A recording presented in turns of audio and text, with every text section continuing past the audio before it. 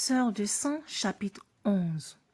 Les entretiens d'embauche avaient pris presque toute la matinée, puis il y avait eu un déjeuner offert par le futur employeur aux candidats et à leurs examinateurs.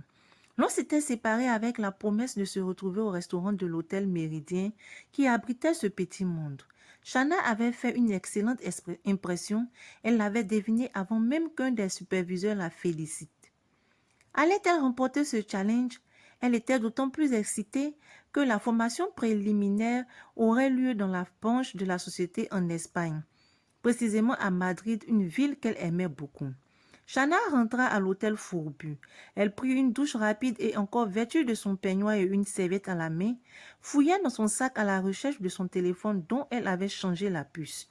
Il lui fallait parler au sien qui devait se faire du souci pour elle et surtout entendre la voix de son Hector. Cette voix qui la faisait vibrer comme la corde d'un arc. Elle composa le numéro de son père en premier. Josias ne put s'empêcher de pousser un cri d'agréable surprise. Enfin des nouvelles de sa fille. Shanna demanda à parler à sa mère avec qui elle échangea pendant quelques minutes. Elle appela ensuite Hector. Ils recoulaient pendant près d'une demi-heure après que ce dernier lui rappelait pour prendre en compte le cours de ce long entretien. Shanna n'arrêtait pas de rire tant Hector la taquinait. Quand il raccrochait, elle essaya de joindre sa jumelle. Le téléphone était fermé. Elle tenta aussi de parler à ses frères idem. Shanna eut plus de chance avec Eunice.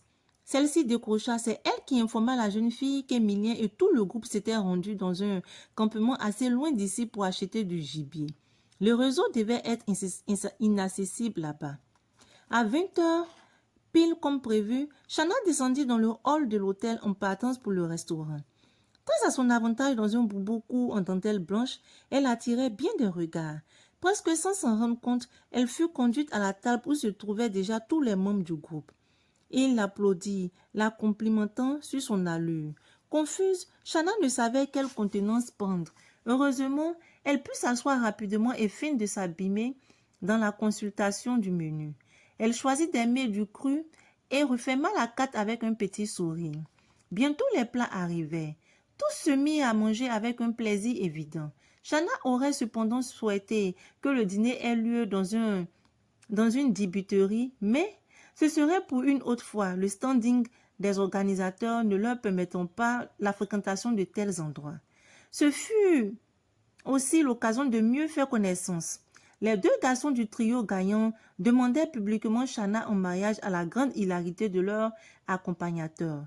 Cette sympathique réunion prit fin vers 21h30. L'un des examinateurs proposa une tournée dans un célèbre nightclub de la ville. Tout le monde accepta sauf Shanna.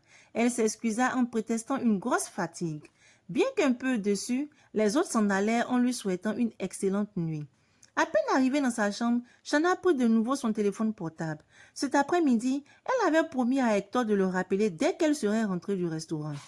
Il était presque 22 heures à Abidjan, mais elle savait que son bien-aimé ne dormait pas encore. Elle composa le numéro et fut étonnée qu'on ne décroche pas. Elle raccrocha. Inquiète et la gorge nouée, elle attendit quelques minutes et rappela. Hector décrocha et répondit d'une voix qu'elle ne lui connaissait pas. Apparemment, il grelottait et claquait des dents. Hector chéri, que se passe-t-il? Je ne vais pas bien du tout. J'ai été chez le médecin de Fleur et j'ai acheté tous mes médicaments. Mais bon. Mais depuis quand es-tu tombée malade? Nous nous sommes parlé ce midi. Ce midi, je me sentais bien. C'est juste en début d'après-midi que tout a commencé. J'ai eu soudain froid et puis voilà. Tu as pris tes médicaments? Ok.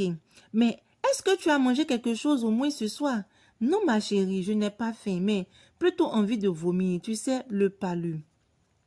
Mais tu débattes à peine. Comment peux-tu avoir le palu? Enfin, je ne vais pas discuter le diagnostic du médecin. Écoute, je vais appeler ma famille et on enverra quelqu'un te porter un peu de soupe pour ce soir. Et puis Mékénian viendra demain matin prendre soin de toi. J'appelle tout de suite. Non, ce ne sera pas la peine. Je suis certaine que ça ira mieux demain. Mékénia a quand même autre chose à faire que de jouer les gardes malades. Rentre vite, c'est de toi dont j'ai besoin, chérie. Mon pauvre amour, si tu savais à quel point je voudrais pouvoir sauter dans le premier avion pour te rejoindre. Je rentre après-demain vers 18 heures. Tiens bon, je t'aime. Je tiendrai bon, sois-en sûr, je t'adore. C'est sur ces mots que les amoureux raccrochaient. Chana contacta immédiatement ses parents. Mina prépara rapidement une soupe aux légumes et en compagnie de Mikenya et d'Amiel, les Atamés se rendirent chez les Bessolo. Hector pouvait à peine quitter le lit. Tandis que leurs enfants attendaient dans la petite salle de séjour, Josias et Mina entraient dans la chambre. Josias aida Hector à rejoindre la salle d'eau. Après avoir fait couler un bain chaud, il le regarda s'installer dans la baignoire avant de sortir. Mina ouvrit le placard et y trouva des draps. Elle ôta du lit ceux qui étaient trempés de sueur et les remplaça avec l'aide de Josias. Puis, ce dernier prit le pot de pommade mentholée apporté par Mina et s'introduisit de nouveau dans la salle de bain. L'eau était froide à présent, mais Hector y était toujours allongé. Josias l'en fit sortir, le suya et le frictionna. Mina frappa à la porte et remit à Josias un pyjama qu'elle avait trouvé dans le placard. Peu après, Hector réintégrait la chambre d'un pas moins hésitant. Il prit place dans un fauteuil. Mina, qui avait pensé à tout, lui posa un plateau sur les genoux. La première cuillerée de soupe encore chaude lui fit du bien et il continua d'en boire. Mais il ne put finir le bol qu'il rendit à Mina avec un sourire plein de gratitude. Elle sortit de la chambre et fit signe à ses enfants qu'ils pouvaient aller saluer Hector. Amiel entra sur la pointe des pieds, suivi de Mikenya. Comme à son habitude, le jeune homme taquina Hector avec quelques paroles de rap et il se cognait le poing. Hector rit faiblement et serra la main à Mikenya. Aux environs de 23 heures, les visiteurs s'en allaient. Malgré le refus d'Hector, Mikenya lui fut affectée comme infirmière à compter du lendemain matin. Cette dernière appela sa sœur et lui fit le compte rendu de la soirée en ne laissant absolument pas transparaître sa joie de revoir seul Hector. Mikenya estimait qu'ils avaient tous les deux un contentieux à régler. Le matin d'assez bonne heure, comme l'avaient prévu les parents la veille, Mikenya se rendit au chevet d'Hector. Ce dernier, qui avait fait l'effort de prendre un bain avant l'arrivée de son infirmière, s'était remis au lit. Dans un état de grande faiblesse, il se demandait ce que Mikenya avait en tête. Il ne faisait pas confiance à cette fille. Cependant, il essaya de se rassurer en se disant qu'elle ne tenterait rien contre lui. Le plus naturellement du monde, en effet, elle lui prépara le petit déjeuner qui consistait en un croissant chaud et une tasse de quinqueliba à peine sucrée. Lorsqu'il eut pris ce repas, il se laissa aller contre les oreillers en poussant de petits gémissements. Mikenya comprit que des courbatures avaient pris possession de ce beau corps d'athlète et qu'elle devait y remédier. Elle avait remarqué dans la courette un seau. Elle sortit le prendre. Mais avant, elle trouva une éponge et du savon en poudre. Elle s'en servit pour astiquer le seau en plastique. Puis, elle entra de nouveau dans la chambre. Toujours couché, Hector ne disait mot. Mikenya entra dans la salle de bain et remplit à moitié le seau d'eau chaude. Elle prit le gant mit à sécher et revint trouver Hector. Sans mot dire, elle se mit en devoir de lui ôter son pyjama. Il se montra d'abord réticent, mais, face à l'insistance de Mikenya, poussa un soupir de résignation et se laissa faire. Tout se passait bien et Hector regretta d'avoir craint quoi que ce soit de Mikenya. Dans les minutes qui suivirent, il sursauta et saisit le bras de l'infirmière. « Qu'est-ce que tu fais, Mikenya » s'écria-t-il. « Tu vas arrêter immédiatement. Tu vois bien que je te masse, Hector. Masse tout mon corps, mais pas cette partie, je t'en supplie. Je ne l'ai pas fait exprès, excuse-moi. D'accord. Merci pour le massage, ça va aller. C'est comme tu veux. » La jeune fille prit le seau d'eau et se dirigea vers la salle de bain en riant sous cape. Contrariée de constater que sa virilité avait réagi aux attouchements de Mikenya, Hector essayait de ne plus penser à ce qui venait de se passer. Il ferma les yeux. Marchant sur la pointe des pieds, Mikenya revint dans la chambre et mit brusquement sa tête sous les draps. Hector n'eut pas plus tôt le temps de réagir qu'il se sentit encerclé. Il avait beau crier « Non, Mikenya, pas ça, je t'en supplie !» Rien n'y fit. Bien au contraire, il cessa bientôt de protester et finit par se laisser emporter par le plaisir de Mikenya en amante expérimentée lui donnait. Sans mot dire, la petite perverse rangea tout ce qu'elle avait apporté et signifia son départ à Hector qui ne voulait plus ouvrir les yeux, de peur de voir dans ceux de celle qu'il avait si facilement séduit une lueur de triomphe, lueur qui lui donnerait envie de la tuer. Sans se gêner le moins du monde, Mikenya lui avait dit « À tout à l'heure ». Il n'en revenait vraiment pas. À midi, Mikenya revient fraîche et parfumée. Hector, qui allait mieux, n'avait cependant pas quitté le lit. Son cœur bondit dès qu'il la vit. Il savait d'avance qu'il ne pourrait plus lui résister, puis il la désirait. Et lorsqu'elle se pencha sur lui pour poser le plateau sur ses jambes, il vit ses seins fermes et beaux, tentant comme des fruits mûrs. Hector, comme hypnotisé, déposa le plateau sur la table de chevet et attira Micénien à lui. C'était lui l'homme après tout. Une femme ne pouvait le réduire ainsi à sa merci. Il lui fit l'amour encore et encore. Micénien avait à son tour perdu la tête face au plaisir charnel. Lorsqu'elle se blottit contre lui, Hector réalisa tout à fait que Micénien et lui étaient de la même espèce, qu'il ne s'était pas trompé lorsqu'il avait vu cette dernière la première fois. Il y avait longtemps que Micénien pratiquait les choses de l'amour, mais avait réussi à faire croire à tous, à Shanna surtout, qu'elle était encore une virginale jeune fille. Et il se rendit compte qu'il n'avait pas utilisé de préservatif. Il pria pour que celle dont la tête reposait sur sa poitrine soit saine. En fin d'après-midi, lorsque Micénien repartit à la maison, Hector sut qu'il était perdu. Il n'y avait plus d'avenir avec Shanna pour lui. Il pourrait lui cacher ce qui s'était passé avec Micénien, mais il savait que c'était chose presque impossible car cette dernière ne le lui permettrait pas. Malgré l'indubitable savoir-faire de Micénien au lit, c'était Shanna qui saurait le rendre heureux. Elle l'aimait et lui avait offert sa pureté. N'était-il pas un peu tard pour de telles considérations? Deux larmes glissèrent sur les joues d'Hector qui n'avait plus pleuré depuis l'adolescence. L'avion qui ramenait Shanna de Dakar atterrit à l'aéroport d'Abidjan un peu après 19 heures. Impatiente de retrouver son Hector chéri, elle se précipita au tapis roulant pour récupérer ses valises et passer le poste de douane parmi les premiers. Elle avait demandé à ses parents de ne pas venir la chercher et qu'elle rentrerait en taxi. Ils avaient compris son geste et l'avaient approuvé. Shanna ouvrit doucement la porte du petit 2 pièces et entra. Elle déposa ses bagages et frappa à la porte de la chambre.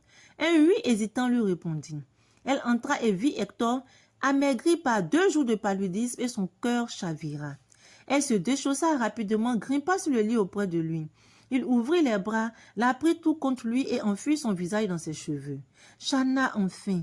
Même s'il était déjà trop tard, même s'il n'avait pas pu résister au sortilège de Micénien, il était si heureux de pouvoir tenir dans ses bras la femme de ses rêves. Ils restaient là enlacés, s'embrassant de temps en temps, pendant longtemps. Shanna se ressaisit la première et se détacha d'Hector. Elle lui posa des questions sur ces jours où ils avaient été séparés et lui relata par le menu son séjour d'Aquaroi. Puis Shanna, qui avait acheté une soupe au vermicelle dans un restaurant vietnamien sur la route de l'aéroport, descendit du lit afin de préparer un plateau repas pour Hector. Elle lui fit boire la soupe à la cuillère. Disons plutôt que ce fut un prétexte pour se donner à manger mutuellement. Shanna riait parfois aux éclats quand Hector réclamait un baiser à la place d'une cuillerée de soupe. Le bol vide fut lavé et séché par Shanna, qui revint vite retrouver son amoureux. Lorsqu'elle se rendit compte de l'heure, Shanna demanda avec tout le tact dont elle était capable à s'en aller. Hector, bien évidemment, ne voulait pas, mais elle le cajola, le supplia et lui fit tant de promesses pour le lendemain et les quelques jours qui lui restaient à passer au pays qu'il accepta de la laisser partir. Le cœur serré, mais pas tout à fait pour les mêmes raisons, les amoureux se séparèrent. Les jours qui suivirent furent chargés par les préparatifs des festivités de fin d'année. Hector repartit le 2 janvier à Paris en répétant inlassablement à Shanna cette phrase « Nul ne sait de quoi sera fait demain. Mais quoi qu'il puisse advenir, souviens-toi que tu es et tu resteras mon seul véritable amour, la femme de ma vie. » Ces mots troublaient infiniment Shanna qui trouvait que cela ressemblait plus à un adieu qu'à une simple déclaration d'amour. Qu'avait Hector? Shanna n'en parla à personne, pas même à Micénien, qui semblait la snober depuis son retour de Dakar. C'était peut-être de la jalousie de la part de sa jumelle comme d'habitude. Elle ne s'en formalisa donc pas. Les Bruxellois ne s'attardaient pas davantage à Abidjan. Eunice, qui surveillait Micénien à l'insu de cette dernière, sut tout de suite que quelque chose avait changé dans le comportement de celle-ci depuis les quelques jours où elle était allée s'occuper d'Hector malade. Joseph aussi l'avait remarqué, mais refusait de penser à mal. Ainsi s'achève notre chapitre. Et vous, que pensez-vous de ce chapitre? Que pensez-vous de l'attitude de Micénien? Comment oser sortir avec l'homme de ta sœur jumelle? Est-ce faisable? Pourrions-nous maintenant faire confiance à nos proches? Vraiment, cette vie, on ne sait plus à qui faire confiance. On a même peur de faire confiance même à sa meilleure amie, pour ne pas dire même à sa propre sœur. Comment une sœur pouvait être aussi jalouse de sa propre sœur jusqu'à pousser le vice, jusqu'à sortir avec le petit ami de sa sœur? Vraiment, Mikenya, quelle déception, quelle honte. On attend tous le chapitre 12 pour savoir comment apprendra la nouvelle Shana. Comment se sentira-t-elle lorsqu'elle apprendra cette nouvelle? Je vous dis à très bientôt pour la suite avec le chapitre 12.